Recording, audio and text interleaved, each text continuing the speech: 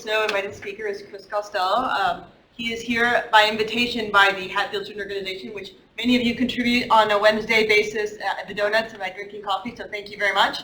And during our winter fundraiser, again, thank you so much for all your contributions. So this year the students voted to bring Christopher Costello, and Dr. Costello is coming to us from UC Santa Barbara. He is a professor of resource economics at the Brenton School of Environmental Science and Management. He got his PhD in agriculture, resources, and economics at UC Berkeley. He also went to OSU, go Beavs, where he got his master's in agriculture and resource economics. He also got his BS in environmental economics and policy from Berkeley. His research component concerns natural resource management and property rights under uncertainty, with particular emphasis on information, its value, and its effect on management decisions. Professor Costello's work combines theoretical work from economics with empirical analysis, often to inform policy. His interest is in fisheries management, biological diversity, introduced species, regulation of polluting industries, and marine policy. Please help me welcome Professor Chris Costello. Thanks so much, Alex. I think this is the first time that donuts, people eating donuts, has financed my plane ticket to go give a talk, so thank you so much.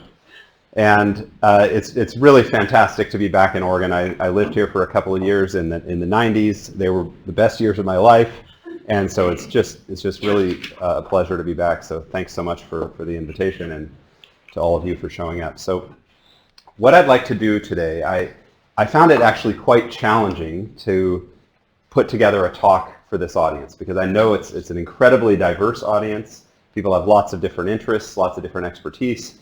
And I didn't want to just sort of pull something off the shelf and give you a talk that I would give at, a standard department seminar. So I really tried to put a lot of thought into sort of thinking about how I could help the students think about how to take a big idea, because they all have big ideas. I had lunch with them, and I already know this. Take a big idea and turn it into a researchable question, okay? But you want those questions to kind of fit within some sort of theme. And so the theme I've chosen today is the idea that humans behave, okay? And out in the ocean, when we turn dials and try to control what people do, they are responding to those things that we tell them to do. And sometimes they don't do exactly what we ask them to do, okay? And so when we think about marine policy, at least my view of the world is that we shouldn't think about marine policy as what world would we like to live in, and then let's go tell everybody what they should do. That is, and usually everybody is fishermen. Let's think about the incentives at play and how they might respond to the kinds of interventions that we choose. And then let's incorporate that into the policy and management and other kinds of decisions that we make. And I'm going to try to paint a picture of something I'm going to call an ocean conservation gap. And I think that this human behavior is at the heart of why there is an ocean conservation gap. So this will probably be a little bit of a different kind of talk than you're used to, because my background is in economics, but my work is in marine fisheries and marine policy. And it happens all over the world. So a lot of my work is in developing countries in small-scale fisheries. Some of my work is global, so using big global data sets to try to understand phenomena that affect everywhere in the world. So I want to start by painting a contrast between land and sea and what we call conservation. So if you look out on land, it's tempting to think that land ought to be in a much worse condition than the ocean in terms of conservation, because property rights pervade land. People are making all kinds of decisions. There's no central planner telling everybody what to do. But if you actually look around, more than 15% of land is conserved in national parks, in private conservation areas. In fact, I looked up who the largest private conservation land owners are in the world. The Nature Conservancy is the third largest landowner on the planet. And every acre that the Nature Conservancy owns is in some form of conservation. So if you want to conserve something on land, you can go buy it. That's not true in the ocean. If you want to conserve something in the ocean, you have to go to meetings and you have to battle people to try to get more of the conservation you want. So less than 2% of the ocean is protected. I'm not saying 2% is big or small. You know, maybe we should have less than 2%, but it's way less than on land. And these are typically marine reserves implemented by governments. There are very few kind of international agreements about marine protected areas. It's almost always in exclusive economic zones of countries. And I think this is a very counterintuitive result. I would have thought that because nobody owns the ocean, it would be easy to conserve, and we'd have all kinds of conservation out there. But in fact, that's not the case. And so I'm going to try to answer this question. Could behavior and the institutions, the difference between the way we govern on land compared to the way we govern in the ocean, explain this gap? So as an economist, I have to think about supply and demand. So let me think about the demand for ocean conservation. Why do we want to conserve the ocean? Well, we like ecosystem services, and sometimes ecosystem services are capitalized on by fishing, but sometimes they're capitalized on by not fishing, by conserving an area. There can be co-benefits. I'll talk about this later, but maybe if you conserve one area, there may be benefits to other areas. And it may confer some kind of climate resilience. And there are lots of other reasons why there might be a demand for ocean conservation. But you know, there's all these enormous foundations and philanthropists that love the idea of ocean conservation, and these are some of the reasons that they love that. Think about the supply of ocean conservation. How would you supply ocean conservation if you wanted to? Well, on land, no problem. If you're a large landowner, you can supply land conservation by putting a conservation easement, for example, on your property. If you're a fisherman, you could say, well, I'll stop fishing. That's a conservation action. But you might be worried about this idea of leakage. If I stop fishing, or I don't fish in this area, or I don't fish on Tuesdays because someone paid me to, or because I have a conservation ethic, someone else is going to go fish there on Tuesdays and erode that benefit and just undo the thing that I just did. So humans are constantly responding to these incentives, and I think that it's just very, very hard because of the institutions to generate a supply of ocean conservation. So what I'm going to do is I'm going to walk through, starting on the next slide, 4 different examples of research projects around the world that my team has been involved with that sort of take this to the research. So ask the question, how does human behavior change what we do in the ocean, change the kinds of interventions that might have benefits and have these conservation outcomes that people are looking for?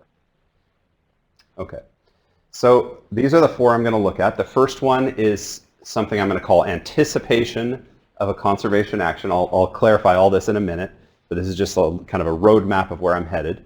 And I'm going to show something called the blue paradox for marine protected areas. And the basic idea is if you announce ahead that you're about to close an area, the question is, do people just go rush in and try to fish it before you close it? And if so, does that undo all the benefits of the marine protected area? I'm going to call that the blue paradox. I'm going to test that empirically with real data from the real world. The second example I'm going to give is that I'm worried that conservation could be a victim of its own success. When you conserve, you increase resource stocks. When you increase fish stocks, that leads to an incentive to fish harder. So maybe the conservation action itself is causing poaching inside conservation areas. I'm going to look at that question. The third is this idea of co-benefits. When a country conserves, and I'm thinking here at a very large scale, and I'll show an empirical case from the Pacific, when one country makes a big conservation commitment, that has spillover benefits to other countries. But why would a country ever do that if they can't capture the benefits of it? And you could think of this at a state level or even at a much smaller level. So I'm going to think about different ways that countries could organize, countries or other states or other jurisdictions could organize themselves in order to capitalize on these co-benefits. And finally, I know you face this in Oregon, we have in California, and it's true all over the world, that any time you're allocating, you're changing institutions in the ocean, you have to allocate rights.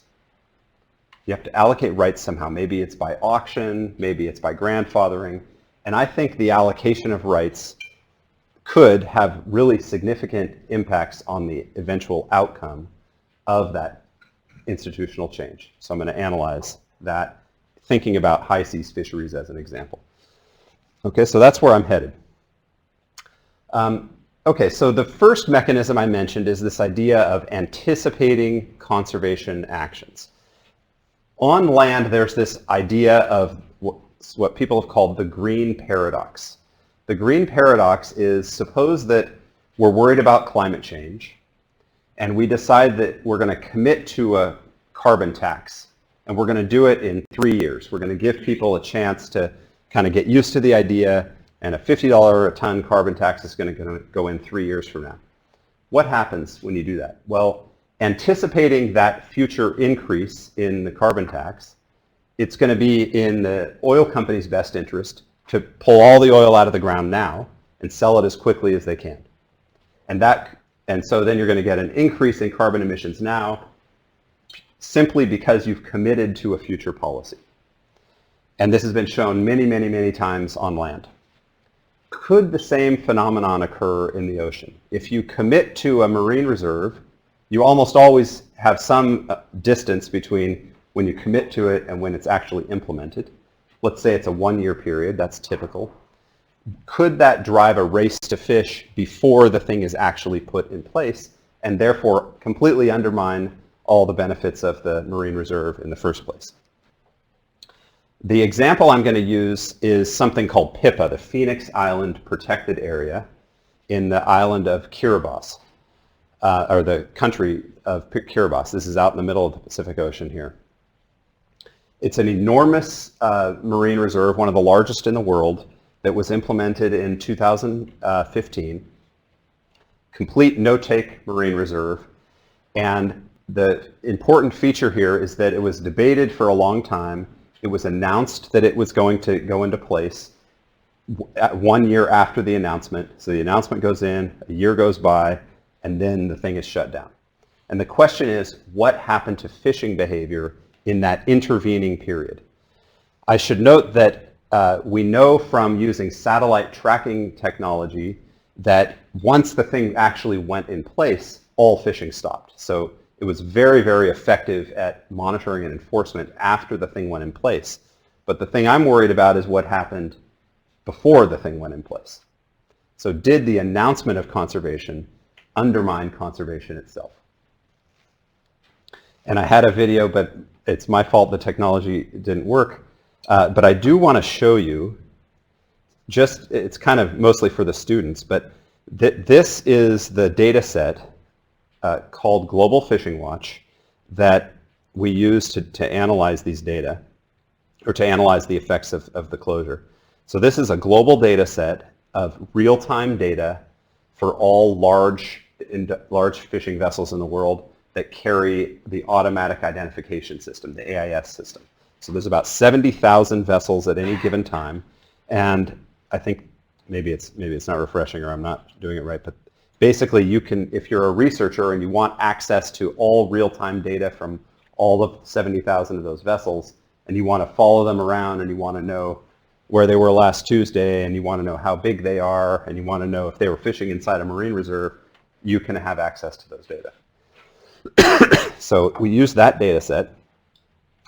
And what we asked ourselves, let's go back here. What we asked ourselves was, here's the date of announcement. So I'm going to track what happens in PIPA, in the area that would become the marine reserve. That's the red curve. I'm going to look at the control area, and we can get into the details if you're interested, but think of the blue as a control area. And this is like fishing effort on this axis. And then this date is the date of announcement. And this date is the date of implementation. And so what you'll see is they both track in a very similar fashion until the day the announcement goes in. Then the area that will become the reserve had a dramatic increase in fishing pressure. The control site didn't have much of an increase at all. And then as soon as the reserve goes in, the fishing inside the marine reserve goes to 0, and the control stays about the same. And this is just the difference between those two. And so what we were able to show you in that study is that because they didn't involve fishermen, because the thing was like a top-down, we're going to be closing this thing in a year, and you're out of luck after that, even if you're really good at fishing there, you've got a long history of fishing there, all of that capital that you built up is going to be wiped out on this date. And so, I think many of us could have predicted that the incentive for the fishermen is to go fish like crazy during that year, and in fact, that's exactly what they did. And that what's interesting, I think, about that is that it undermines the very goal that the MPA it was designed to achieve. And we were able to calculate sort of how big of a dent that caused, because of course, eventually, the thing will be able to recover. But it was as if you lost about a year and a half of the efficacy of that marine reserve. And I'm sure there are many, many questions about this, but I just wanted to give that one example. And then what we did with those data is we asked the question all around the world. We said, well, what if all marine reserves had the same effect? How would that change fishing mortality with respect to FMSY? How would that increase fishing pressure? And we were able to show the parts of the world where it would increase a lot and other parts of the world where it wouldn't increase very much, kind of knowing where the marine reserves are and things like that. Okay, so kind of the take-home message from that first little chapter of my talk is that the very act of announcing a future conservation measure, whatever it is, doesn't have to be a marine reserve, any conservation measure, could drive kind of a race to fish that undoes some or all of the conservation benefit to begin with. How do you solve this problem? Well, I'm still working on that, but here are some ideas. The obvious one, of course, is to shorten that announcement time, the lead time. Another is to sort of find creative ways to provide incentives for fishermen to not engage in increased extractive behavior in the intervening time. I have further thoughts on that, but maybe we'll save that for the Q&A. And then the one I like and the one that has worked in a lot of cases is involve fishermen more in the design so that they have a vested interest at the outset in not going and engaging in the harmful behavior. And there are probably many other examples. This paper wasn't really about solutions. It was more about, is this a problem we ought to be worrying about?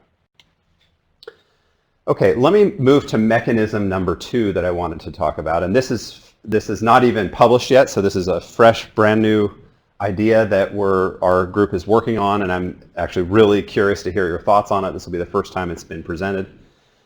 So the way I've framed this is that I think conservation can be a victim of its own success in the ocean. And here's how I want to tell the story. So conservation is meant to increase resource stocks, increase fish stocks. And take the example of an MPA, the whole idea is to increase the biomass of different fish stocks within the borders of that MPA, and ideally that they would spill out to the outside area. I'm going to focus here, at least I'm motivated by developing countries where governance is really low. So you'll see where that plays a role in just a minute. But here's the key. Suppose you go in and you go to Cambodia and you put a marine reserve in, and let's say it's really effective and you enforce it really well. Well, as the fish stocks start to build, the incentive to go fish inside that marine reserve increases. And I think that's why marine reserves don't work. And I know that's controversial, but Cinnamon told me it was okay to say controversial things. So there's a huge literature on the efficacy of marine protected areas. When they are well enforced, yes, they can have large conservation benefits within their borders. Will and others are working on what happens outside their borders. That's a kind of a separate question. So just think about within their borders. But even within their borders, most MPAs don't work, are not effective, okay? And I think it's because they aren't well enforced. Now, why would that matter? It matters because as soon as they start to generate, positive conservation benefit, people have an incentive to go in and fish there. And the more conservation benefit, the bigger the incentive to go and fish there. So I think the reason you have this quote, paper parks problem everywhere, all around the world with thousands and thousands of marine reserves is that there is no sufficient enforcement budget and that there's a strong incentive to go do exactly the opposite and fish inside their borders. So I want to ask, in this research project, our team is asking, can MPAs self-finance enforcement? And I hope you're thinking, well, come on, MPAs don't generate any money. How could they finance enforcement? And that's where I want to change the conversation. Okay, so here's a new idea. Imagine you have, let's go back to Cambodia, you've got an open access fishing area, and you've already, through whatever process, agreed to, I know I'm supposed to be pointing here so that online folks can see this. Okay, so you've got an open access fishing area, looks like this, and now you've agreed through whatever process to have a marine protected area. Now the typical, and that's the box, okay? The typical thing we do with that box is we say, let's call it a marine reserve and you're not allowed to fish there, but we're not going to enforce it because we have no budget to enforce. That's what happens in almost every developing country in the world. That box is designated as a no-take MPA, but then it doesn't do any good because there's no enforcement. So I want to propose a new idea, which is to actually allow fishing inside part of the no-take marine reserve. So think of the fishing area as this lease zone, I'm calling it L, and then inside that is a true no-take area. So I'm allocating part of the marine protected area to fishing and part of it to a no-take zone. Now, if you start thinking about the dynamics here, fishing's really horrible outside because it's open access. Fishing's pretty good in this L zone because they're the closest to get the spillover from the marine reserve. So you might be willing to pay something to fish inside that zone because it's better than fishing outside. Now, what if you took the revenues that you could sell those leases for and use them for monitoring and enforcement inside the marine reserve? Do you get a better conservation outcome by allowing this kind of fishing inside the marine reserve, or by just forbidding it and then, crossing your fingers that no one will go fish there because you don't have an enforcement budget to keep them out? And the answer is you're always better allowing some fishing inside the marine reserve. The only case in which that's not true is if you have some large exogenous enforcement budget that you can go and enforce and you don't have to link it at all to the functioning of the reserve. And in some countries that may be true, like this country, but in most countries that's not the case. Okay? So what we did is we built a model, parameterized it on lots of different data sets from different marine reserves around the world to try to ask the question, how much of that marine protected area should be allocated to fishing in order to generate revenue for monitoring and enforcement. And it's easy to see the trade-off. If you don't allocate any of it, you have no monitoring and enforcement budget, so the conservation outcome is very low because people are poaching all the time. If you allocate a lot of it, so if you allocate almost 100% of the area to fishing, that's great for fishermen and that's fine, but there's no spillover. There's no marine reserve to generate spillover, and so you don't get as high of a conservation benefit. So it's somewhere in between, and in this example it's like 40% or so, and I just picked one of the simulations here, where if you take that, you actually get the maximum conservation benefit by allowing some fishing inside the marine reserve. And I'm sure I'm going to make lots of enemies with this, but I'm pretty convinced that it's at least the basic idea is sound.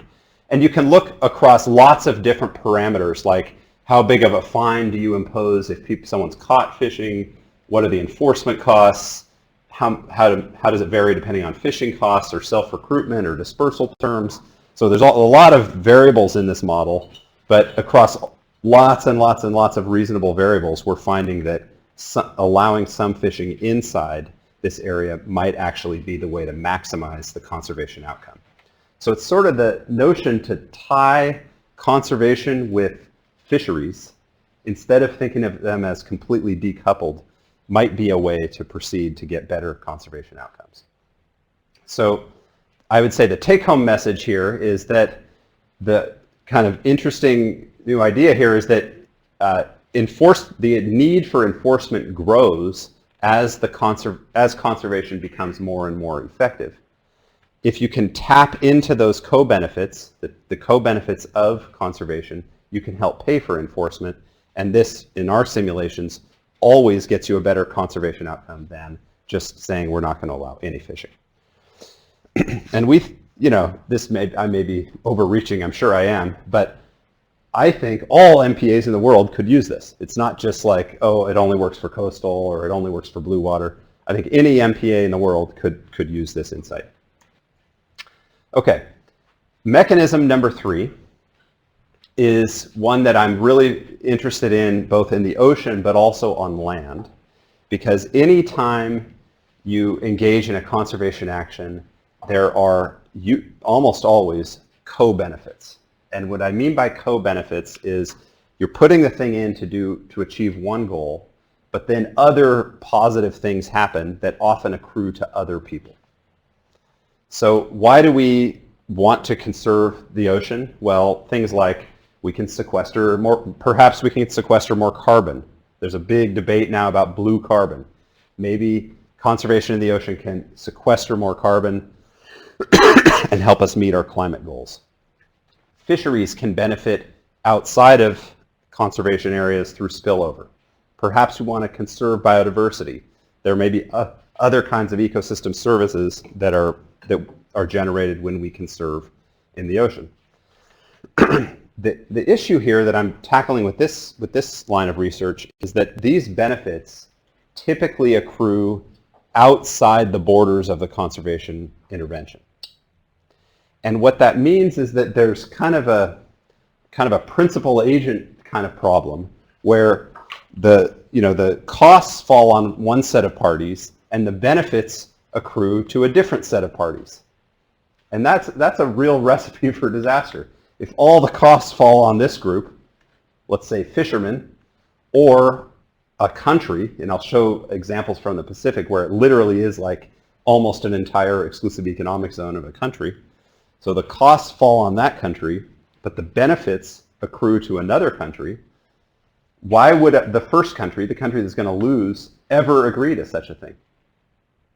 Okay? So I'm going to try to, and I'm going to tell this is a real world story. This isn't me making something up, which is usually the case. I'm try to show you a real world case where they've overcome, a real world institution where they've overcome this problem. And they've been able to combine those two things to make it incentive compatible for both parties, not just for the ones that benefit. Okay, so what does that look like? Let me frame this. Again, I'm going to stick in this conservation theme. I mentioned earlier that current no-take marine reserves represent about less than 2% of the ocean. And this really is the case, and I kind of live in this world, so you get swept up in these movements. There are several internationally agreed upon targets right now. There's a 10% target by 2020, that's now.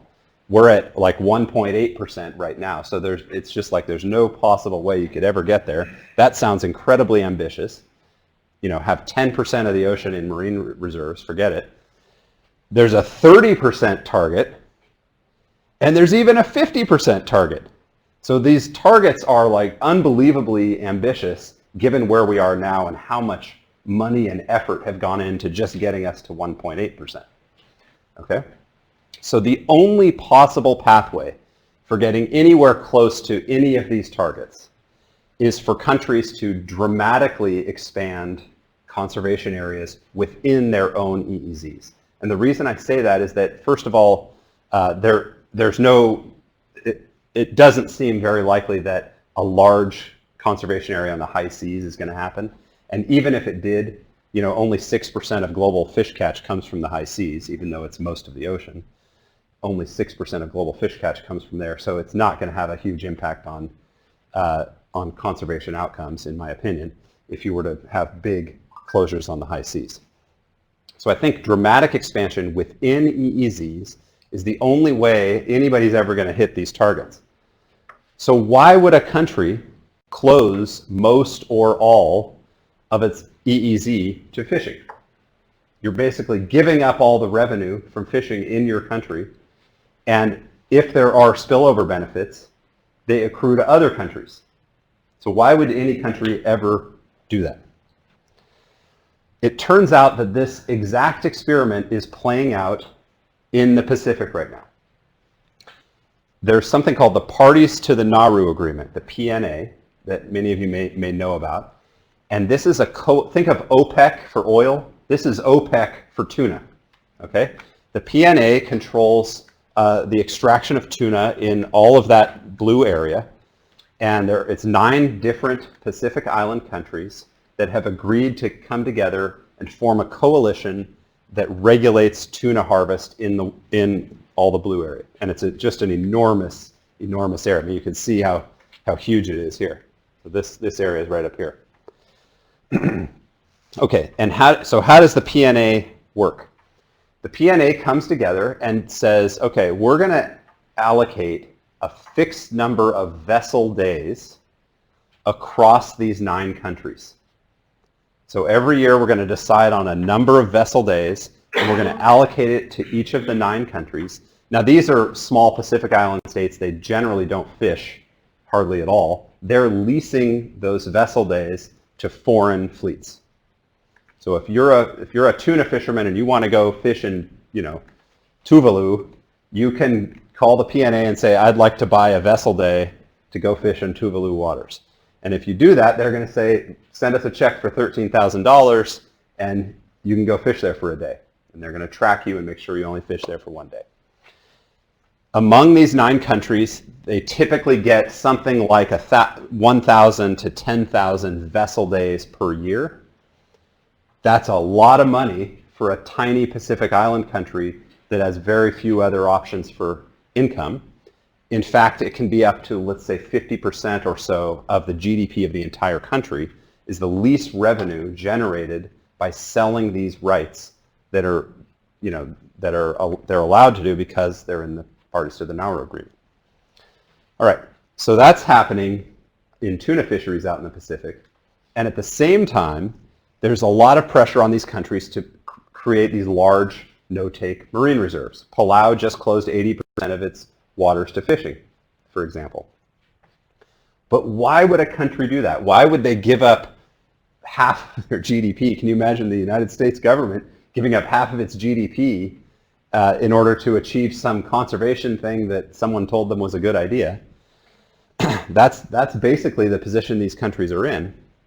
And the thing I want to highlight here is that the features of the PNA, because these countries are in the PNA, it actually turns out that it could be totally rational for a country to close 50 or 80 or even 100% of its waters because of the way the PNA works. And if you're a different country, so if you're a country that's, like French Polynesia is maybe, let's see, where is it? It might be over here, it might not be outlined in the map. French Polynesia is not a member of the PNA. And if French Polynesia decided to close all of its waters, it would not have the ability to recover any of those losses in the same way that any PNA country would. So let me show you why that works. So here's the basic idea, and I'll explain the graph in just a second. Here's the basic idea. Imagine one of the PNA countries decides they're going to make a big, huge closure, and they're going to lose all this revenue. The PNA allows that country to take the vessel days that were allocated to them and sell those vessel days to another PNA country. Okay? So they can recover, this graph shows, almost all of the revenue. So it depends on different assumptions and stuff, but just think of it as like 90, 95, even 100% of the revenues that they would have lost. They can recover almost all of those by selling those rights to another PNA country. But the problem is, think about this allocation every year. So they close their whole EEZ to fishing, and now every year they keep getting this allocation and selling it to other countries, get the allocation, sell it to another country. The way the PNA updates its allocation rule is to, if you stop fishing, it's going to start whittling down your allocation until eventually you get zero, and you won't be able to recover that. So what we found in this study is that if you're allowed to trade, you can recover most of those benefits, but it has to be the case that the allocation, you keep getting the allocation. And so this is something now we're talking to the PNA about. Maybe if you want to incentivize conservation among your members, you have to keep allocating them the same rights. You can't start whittling it away just because they stopped fishing, because obviously that erodes the incentive for conservation. We looked at this in the very MPA that I talked about earlier, the PIPA MPA inside Kiribati, which is one of the PNA members. And we were using the technology I showed you earlier. What we did is we identified the actual vessels that fished in that area before the closure, in that PIPA area. And we tracked where those vessels moved to after the closure. Did they stay inside Kiribati waters? Did they go and fish outside in another PNA country's waters? And it was a mix of different things. Some of them stayed in Kiribati waters, which, like, believe it or not, this is still Kiribati way over here. And a lot of them moved over there. And some of them, moved to other countries. Like this, you can see the slight red here and here. So that's exactly what the model predicts, is that there will still be some additional fishing outside the MPA, but a lot of them are going to go and buy rights from other PNA countries. So the take-home message, I think, for this one is that when the benefits of conservation, when the costs accrue to a certain set of parties and the benefits accrue to a different set of parties, I think there's a really serious incentive problem. But that maybe there are ways we can get around this, and the PNA seems to have already kind of stumbled upon one possible way to tap these co-benefits of conservation to then encourage conservation instead of making it just a pure cost, which it would be for any country that's not a part of the PNA. Okay, the last mechanism I want to talk about is one that I think you all are familiar with, and if you're interested in any kind of environmental market, like cap and trade for carbon, or groundwater markets, or ITQs, or TERFs, conservation banking on land, any kind of environmental market has the following feature. There is a point in time where you have to allocate rights. Okay, and like when the American West was settled, we had to allocate land. And if you went and started farming in a place and put up a barbed wire fence, that was your land. That's one way of allocating, is first come, first serve. We have lots of different ways of allocating in environmental markets, but the point I want to make here is that I think the way in which you allocate rights has really significant consequences for the outcome and whether that action is going to generate any benefits or not, and who those benefits fall on. So let me tell you more about what I have in mind here. So let me just tell a story and then I'll show you a picture. It turns out in practice in fisheries, almost all ITQ markets allocate rights by what's called grandfathering. So we're going to look back in time.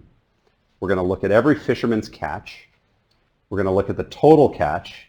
So one person's catch might be 2%, another person's catch might be 1%, another one might be 5%. And we're going to take the TAC after the ITQ goes into place, and we're going to allocate in proportion to your historical catch. So the more you fished in the past, the bigger chunk of the pie you get when the ITQ goes in place. I think like 95% of ITQs around the world allocate rights in that way. And that has a lot of intuitive appeal. The big players get a bigger share of the pie, and so forth. if you've worked hard in the past, you're going to get a bigger share of the pie. It kind of makes intuitive sense. The problem with that allocation rule is that people anticipate it, and they say, well, if I just fished a little bit harder today, I would get a bigger slice of the pie tomorrow. So it actually induces overly aggressive fishing before the ITQ goes into place. And this has been shown empirically in lots of different cases. So the question is there a better allocation rule? Is there some way to allocate rights that doesn't engender this kind of race to fish or race for allocation rights? Is the one way you can think about it. And if you're used to thinking of like the kind of a simple fisheries model, think of this as like the growth of the fish. And this might be the cost curve of the fishery. And if it's unregulated, you end up at a place like this with a stock like this. And if you put an environmental market in, effectively what that does is it imposes a cost on catching more fish. And so it shifts this curve here, and you get something like this, so you get a much higher stock. And if you grandfather, if people anticipate that in the future they're going to have a grandfathered allocation of rights, it shifts the curve the other way, and you actually get a worse outcome than you would have gotten in a pure open access setting. Okay, now I'm not going to bore, well, the students might like the math, but I'm not going to bore everybody else with math, but I want to kind of point out how we analyze this problem. So we looked at, imagine a fishery that has an unregulated phase, and then some kind of environmental market or ITQ phase. And you're marching along in this unregulated phase, and you're just out there trying to earn money fishing. There are no regulations, so you're just responding to kind of price and cost, and you're fishing when it's profitable to go fishing. But you're looking ahead into the future, and you're thinking to yourself, okay, I'll face those same kinds of incentives, but I'm going to get a free allocation, and then I'm going to have to, essentially pay a tax for every fish I catch. That's what an ITQ does, is it imposes a cost on every fish you catch. And so you have these additional incentives at play now. And the question is, how does the allocation rule, this A function, affect your incentives and ultimately the conservation outcome? And maybe it affects it so much that it's not worth ever putting this thing in. That's an interesting question. So how do we allocate now? Well, there are three main rules. The complete grandfathering is the one that I said is used most of the time.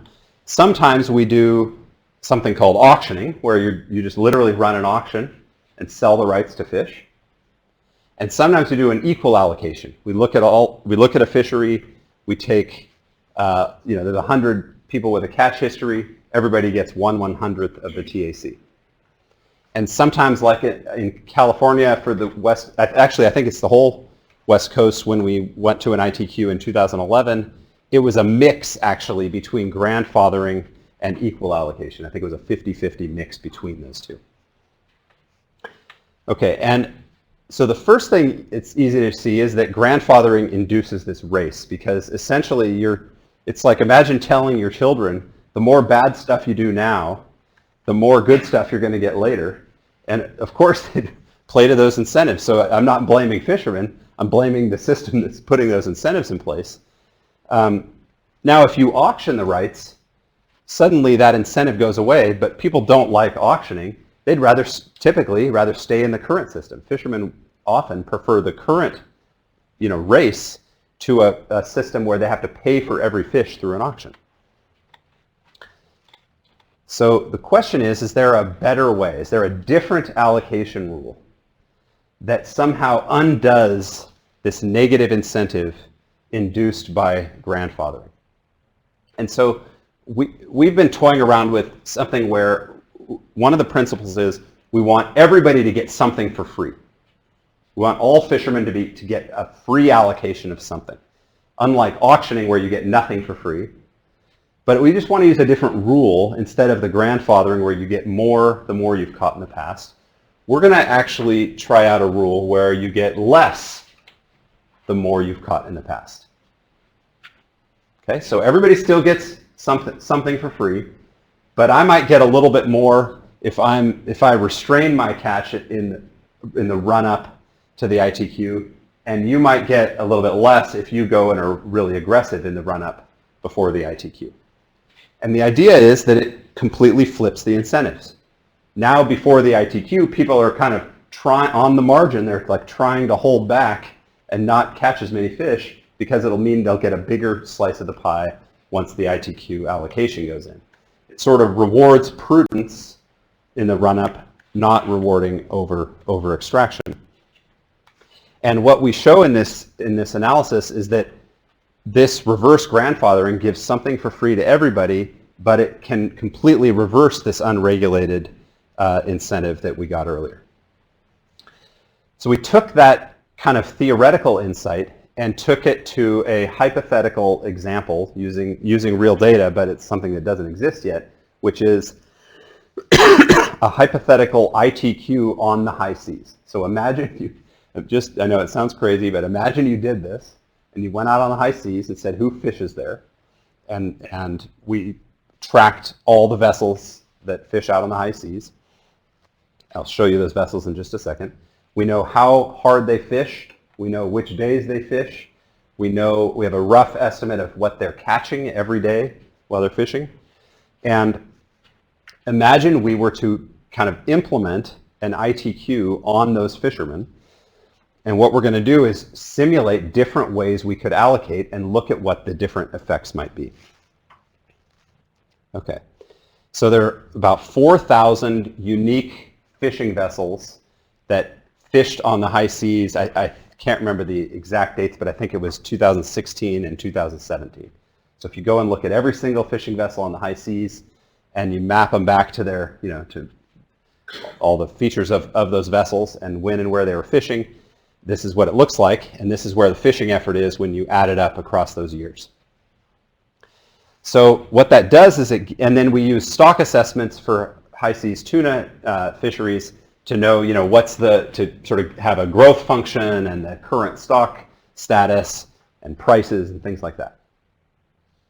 So we took all that data and then tried to use the model that I quickly breezed through a minute ago to show you, well, suppose we now told all these 4,000 fishermen, we are going to start an ITQ next year, but what we're going to do is allocate rights based on what your catch is. And what we're trying to find is some kind of optimal allocation rule, some kind of allocation rule that achieves some goal like maximizing the benefit to all fishermen, for example. And that in fact was the goal. Okay, so this is kind of an odd looking figure, but this is actually the parameter space of that allocation rule. Here's the fixed amounts. Remember, it was F minus theta times your historical catch. So this is the F part. That's the fixed part everybody gets. And this is the theta part. That's the part that depends on how much you've caught in the past. So way out here, you're being kind of taxed for your catch. So you get a smaller allocation if you catch more. And over here, you get a bigger allocation if you catch more. And the color that you see in the background is the resulting size of the tuna population if you use that kind of rule. So I'll show you some examples. If you don't have any free allocation, then you get this color. So it's about there, about 30 million. If you do grandfathering, that's giving everybody more free allocation if they fish harder in the past, and you see that the stock plummets, so you get a much, much lower tuna population, which turns out to be worse for fishermen. If you instead use this alternative approach and start moving kind of in this direction, I'm going to show you this case, but actually that one's bad because all it does is cost people something. They don't get something for free. If you then require everybody to get something for free, you end up here. You get a much higher fish stock, and the fishermen are much, much better off, and I'll show you how much better off in just a second. So if you do this kind of rule, you actually reverse the incentive and completely change the calculus of the fishermen about how to fish in the run-up to the ITQ. I'm going to skip that in the interest of time and show you that there's details in here, and I'm happy to talk about them in the Q&A, but we were able to identify a particular point on that curve where you get an optimal allocation of rights. Then you can compare different things like the resource stock, the total harvest you get, and I'm calling it social welfare, but it's really how well off, so profits to fishermen is probably a better term for that. The profits to fishermen under the different approaches that we can take. This one, market, is if you just go directly to the ITQ and no one ever anticipates that it's going to happen. You just hit them with it right off the bat. Then there's none of this run-up problem. But if you compare that optimal to like what we do, grandfathering, it's double the profits to fishermen if you adopt this new rule rather than doing it the way we've done it in almost every fishery in the world. So I'm kind of going to wrap up here and hopefully I have a few minutes for questions. But so the take home from this kind of last little chapter of my talk is that I think when users anticipate an allocation of rights, this idea of grandfathering, while it kind of has intuitive appeal, it also induces a race to fish, which ends up hurting the very fishermen that were meant to benefit from the rule in the first place. And if you instead adopt this like reverse grandfathering approach, it can reverse that incentive and make everybody better off. Okay, so let me just conclude here that I think, professors and students, we love to run around the world and claim we're solving problems. We're finding solutions in the ocean. But I think every solution requires that somebody's changing their behavior. That's how we solve problems, is we induce behavior change in some way with technology or with incentives or something. And I think the problem with that is that people are forward-looking and people respond to incentives. So if we don't account for that, if we don't think hard about how to involve fishermen in solutions and to think about behavioral responses to things, we're going to think we're doing the right thing and we're going to get the complete opposite outcome. And I think this might be why we have such a huge demand for ocean conservation and such a tiny supply of ocean conservation. I gave these 4 areas where I think behavior may undermine conservation. I'm not saying that it's because people are bad. I'm saying it's because people respond to incentives. And I won't go over those again because hopefully I made that clear. But I think the bottom line is understanding how behavior alters conservation outcomes can really help guide the sorts of interventions that ideally would actually give rise to meaningful solutions and help close this conservation gap. So that's a picture I took last night while walking on the beautiful beach here in Newport. It's just been a pleasure to be here, and thanks so much for your attention, and happy to answer questions.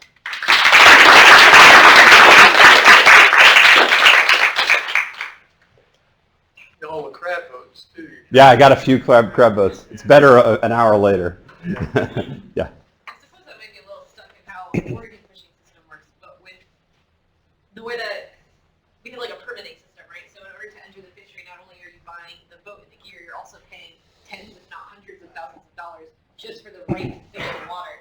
And so for number 2, how does that work globally? Because it's already difficult enough for new fishermen to enter the fishing community here. And if you also add in the caveat that not only do they have to pay for the right to fish, if they want good fishing areas, they have to pay even more and outcompete the people that are already well established. Like, how are you avoiding monopolies in those areas and allowing new people to enter the fishery? Or is that not a system that is as... That's great question. Okay, so let me just go back to a figure. Oh, that's a long talk. You're talking about this? Yeah. Okay. So one reason I said, I think I said this. Yeah, one reason I made the point of saying developing countries with low governance is that this type of thing works best in that setting. And so let me tell you 2 reasons I think you probably wouldn't do this in Oregon, okay? The one reason is you're not a low governance country. So there's probably better monitoring and enforcement of this to begin with. That's one reason. And the second is the reason it's so attractive in my hypothetical Cambodia example to fish here instead of here, and therefore that you would pay money to do that, is that it's a total disaster out here. And that's not true in Oregon. So in Oregon, you have, well, there are issues, but that you have well-managed fisheries in Oregon. And so this actually is pretty good fishing out here. So no one's going to pay you money to fish in here because it's not that much better. So I think this wouldn't be as necessary or as effective as it would be in a low governance, typically developing country. Yeah. Going back to her question, I mean, how do you apply this sort of approach toward the United States, where basically they've grandfathered pretty much all the ITQs, and it's really kind of a sad story now, and it's a young fisherman that wants to get into business Can't. So I think I'll drift a little from the 4 things I talked about and try to answer that more directly. And this is just my opinion, and I guess I'm being recorded, so that's a little dangerous these days. But I think a solution that should always be considered is an allocation to groups as opposed to an allocation to individuals. And I didn't talk about that here. But for example, allocating to a port or to a co-op, to some well-organized group of people, and that group can have a mechanism for bringing in the new fishermen and having, sort of sub-allocating across its members. We've seen very successful examples of that in lots of different parts of the world, and I think that it is probably a missed opportunity in the past in the U.S., and it's something we ought to pursue more in the future. I'm not saying that that's the silver bullet, but I think that could help to get over some of those concerns. Yeah. Yeah, I was also really drawn to this idea here too. Did you find that the enforcement then was helped by the fishermen that leased because they had a vested interest? Yes. So what we're finding, that's a really great point. We have a case in California where the commercial abalone fishery is gone, but on one of I live in Santa Barbara, and the Channel Islands are out off the coast of Santa Barbara, and one of the Channel Islands is kind of the historic, great abalone fishing spots. So which one's that? San Miguel Island. So we've worked with a fishing organization of the former abalone divers that want to reopen that island, okay? And it became incredibly politically contentious because the conservation, organizations and stuff said, well, we're making so much progress, why would we allow fishing? And the fishermen and our team were saying, that's true, but if the fishermen have a vested interest in these things coming back, and if they're allowed a very small allocation in a very small area, they are eyes on the water to help enforce, to make sure other people aren't eroding those benefits. And it's exactly what this model predicts. As those abalone come back, people are taking little boats over there and diving down and catching a few abalone and stuffing them underneath their coat. So I think that's the most remote island too. Yeah, exactly. I think San San Nicolas. Nicolas, yeah. There are more remote islands, but they don't have abalone on them. Yeah. So I think your intuition is exactly right. It's not part of the model, but it is part of the reality for sure. Yeah. This is kind of sort of related, but also on a tangent, maybe more what you just said about abalone. But what about territorial use rights instead of MPAs, where each person kind of has their own sort of MPA, sort of kind of not really? Does that seem to work better? Does that also prevent the race to fish? In the case of the abalone, I know they did something similar in Chile, where each person had their you fish here area for abalone. Yeah, I think it's a great solution, especially in developing countries. We've seen a lot of success in Chile, in Mexico, in Japan, increasingly in other places. Peru is starting to put in turfs. Some of the Caribbean countries are putting in turfs. And so, if they're well organized and sort of meet certain conditions, I think turfs can be a really great alternative to something like an ITQ. Are they a disaster in some occasions? Do they definitely not work in other situations? Okay, where's a disaster turf?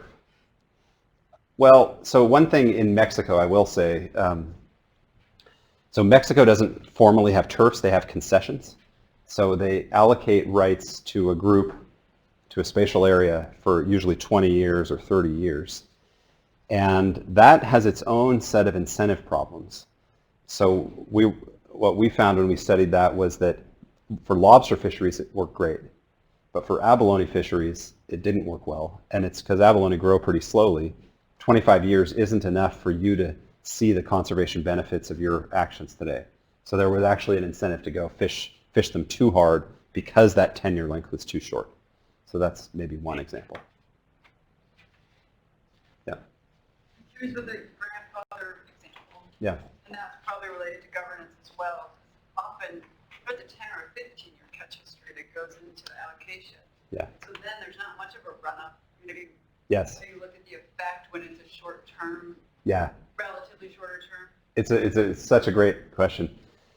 Let me tell you my thinking on. So let me just kind of rephrase what I think you're saying and tell me if I get this right. But so in the U.S., when we decide to go to an ITQ, usually we don't. It's not like we decide this day, we tell people, and then 2 years from then we're using that 2-year period. We're going back in time and saying 10 years ago, over like a 5 or 10 year period, what was your catch history? It's not, so they don't know the ITQs coming in other words. I think that's your point.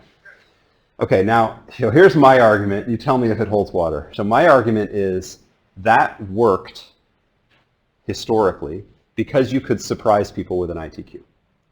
I don't think you can surprise anybody with an ITQ anymore. I think even out on the high seas, I would argue, and I actually have a Japanese colleague who works with the huge Japanese high seas fleet, and all the fishermen he works with are saying out loud, we think there will be an ITQ, and we're fishing harder now and like making it public what our catch is, so that we can carve out a bigger share of that when it happens. So I think that could have worked in the past. I think in the future it's going to be hard to surprise people. That's true. That's true here in Newport. Is it? Okay. Okay. So. The squid fisheries moved up here, and there are people that are fishing to develop a history. Yeah. So right. Exactly. Yeah. Yeah. Just out of curiosity, I'm not entirely sure how ITQs work. When they allocate those rights, are they allocating 100% of what they want to be fished? Or Yes. are they leaving any space for people to enter the fishery? No. It's 100% out. I mean, typically, it's what it is you own a share of the TAC. You don't own a number of pounds. Right. You own a share of the TAC, and then those shares add up to 100%. But like I said, you could do it different ways. You could allocate to communities. So maybe there's only 10 owners, not 1,000 owners, or you could carve out you could only allocate 90%, and then every year pull 10% out and give 10% to new entrants, that kind of thing. And that's been experimented with in different places. With any success, or? The truth is, I don't know. I haven't seen any studies and haven't done any studies on how successful that is. This is fascinating talk, and I work in the world of non-targeted species, trying to conserve species that are incidentally affected by anthropogenic perturbations. So I wonder what your thoughts are about incentivizing behavior to conserve things that are not directly targeted. You touched a little bit on that in the form of ecosystem services, and have you ventured into that type of research? It's such an interesting topic. I'm going to just put a little parentheses and say something that I meant to say at the beginning, which is thank you to Alex and the students. I'll come back to yours in a second, but I really appreciate you having me out and having lunch and everything. It was really, really great. Okay, back to the incentives for bycatch, let's call it. But it's maybe not just fishing or fishing-induced effects, Well, or. let's stick with fishing, 'cause that's a big one. Okay. Sure. So I'm sure there are lots of good solutions out there, but I'll tell you the one that I think works well, and that is basically to have bycatch quota markets. And we have that in the U.S. for some species. And you have a cap on bycatch. You monitor bycatch, and essentially a price arises for bycatch, and that causes people to avoid bycatch. And they come up with all sorts of creative gear, space, time, and other kinds of approaches to avoiding bycatch. Think of the West Coast groundfish fishery with 80 or 90 species of fish, many of which are, at least were when it was put in, aren't anymore, but were completely decimated and exactly in that category, yellow eye rockfish and things like that. Those species came back, I think, largely because there was a price on catching them. And it was a very, very high price. And there was a study done a couple of years ago that looked at the hundreds of ways that fishermen, they're very creative people, that fishermen came up with to avoid catching them once there was a price on catching them. And so it's a little bit like solving climate change. Like, you can come up with lots of little ways of doing things, but without a price, if you put a price on carbon that's high enough, people are going to come up with their own very creative ways to avoid emitting carbon. It's the same with bycatch. So I think that's the solution. Now, it's costly to do that. Monitoring bycatch is, as you know, very hard. So to me, that's like the Uber solution. And then lots of things happen underneath that, like new gear technology and things like that. And just a quick follow-up. What are your thoughts about that approach of that model in developing countries with very weak rates? Yeah. You're asking the killer question. If you have weak governance and weak regulation and weak monitoring, it's hard to think of any solution other than a market solution, like we're not going to buy, fish from Thailand because it has these negative conservation effects. It's really hard for me to think of another intervention if you have no governance capacity whatsoever. But that market intervention will work, but it's hard to do. Yeah. I would argue in that case, if you could get the fishing community in on the design of whatever it is that you're trying to implement, it might create some sort of social peer pressure to prevent that illegal fishing, but in that you still have to incentivize them with something in that case. Yeah. And I'm sure lots of you have worked more in Asia than I have, but I've worked in Asia quite a bit, and my impression in much of Asia is that they just don't think about things in this single species way that we do. They think about things as like, there's this group of fish out there, and we want to make money fishing, and if there's some collateral damage, so be it. I'm sure I'm oversimplifying their view of the world, but it's just it's like a multi-species view of the world, as opposed to like, here are 100 different species and what we're going to do with each one of them.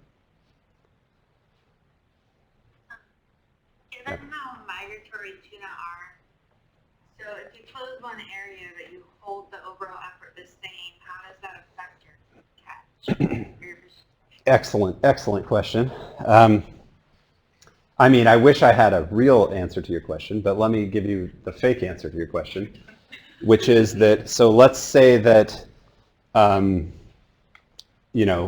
Papua New Guinea completely closes its waters to fishing, but they sell, this is what you're saying, right? But they sell all those fishing days to other PNA countries. If you remember my result, it was, there is a loss. You can only recover like 90% of the cost. You can't recover 100. The reason is what you're saying. The reason is that when you completely close one country to fishing, it's not that you're like generating more fish. It's just you're catching less in that country. So where do those fish go? Well, most of them can be caught in other PNA countries, but not all of them, because some go to other places, the high seas or non-member countries. So that 10%, according to our model, is the kind of the average percentage that would get lost to other countries or to the high seas. Does that answer your question? Well, I guess I was wondering how that affects the stock. Well, not much, because those fish are getting caught just by someone else, not by the PNA countries. So I guess then where's the conservation incentive for closing So that would be more like preserving bottom habitat or other kinds of preserving. It could be bycatch for a particular area, that's a hot spot for turtles or something like that. Can I just come back to the bycatch? I just had one other thought that I wanted to mention, that we published a paper a couple of years ago where we looked at where overfishing was occurring in the world, so what actual geographic areas, and which charismatic bycatch species occurred in those places. So I think we had turtles, birds, marine mammals, and maybe one other category. Okay, and we wanted to answer the question: suppose all you did is regular old fisheries management to the economically optimal, like FMEY, if that means anything to you, kind of FMSY, but approximately, levels. So if you just fixed fisheries management and didn't think at all about bycatch, what would happen to the bycatch? Do you see what I mean? And what it turns out is that overfishing is too much fishing effort. If you reduce fishing effort towards MSY or MEY levels, that also reduces bycatch. Because we know where that would occur and where bycatch species are caught, we have a sense of how much reduction in bycatch would occur, and then whether those populations, is that enough for those populations to then rebound? So if you're interested, I can follow up with you, but that's another answer, is just like get fisheries management right, and you solve part of the bycatch, a big part of the bycatch problem. As an economist, I'm so glad you brought it. I mean, why is that still not really used often? Why are we still using MSY? I think we're of a like mind on this. Australia is. Australia has only Australia. It's in the law. It's like 1.3 BMSY. So it's a huge difference actually. Fishermen make more money. Conservationists love it because there are way more fish swimming around in the ocean. So it takes a little while to get there, but I agree. The U.S. should use MEY. Okay, with that, I just want to say thank you, and for anybody that needs to go, we can do, and then we can stick around for a little bit longer. Yeah. But let's say thank you first. Thank you. And then if you need to bail, don't feel like you can't. And then if you want to stick around. Thank you. We needed Too abstract? No. I love this. This is, honestly, I love this. This is my dad. Possibly taking a great space for management. I actually did a modeling in Galapagos about changes in fish behavior ceramics before I was collecting my samples to figure out where to use samples. Oh, interesting. I never published it. Come on, Alex. There's like some little errors that I try to fix. I'm like, I can figure out how to fix them. And it's like, oh. You gotta take these things across the finish line. I do, but I feel like I need more guidance as to how I can fix these problems. Yeah. And I don't have that knowledge of how to fix these problems. Yeah, it's a hard thing to do. I agree. So yeah, I actually really like this. It's really cool. I was kind of worried that it was too abstract, that I love maybe it. some people felt that and others didn't. Hi. So I have a question because I'm new to this whole world. Okay, great. So it seems to me that a lot of the small development countries are also like need to work more, and some of them like they should work more closely together as a community already. Is that inaccurate? I think that's inaccurate. Okay. Well, okay. So I think we need to distinguish between coastal fisheries and industrial fisheries. Right. If you look at the Taiwanese, high seas fleet, I don't think that's the case. But if you go to, West African nation and coastal fisheries, I think that probably is true. So my question has to do with sort of the Western mind and greed and capitalism. Yes. And how you change behavior on a larger scale. Right.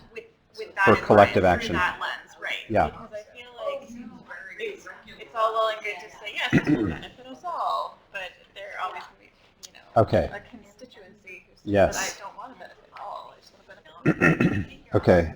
Now you're going to get an answer that you may not like. Oh, no, I don't care. I was just curious because this was very sort of, like, oh, it could happen. So I just wondered.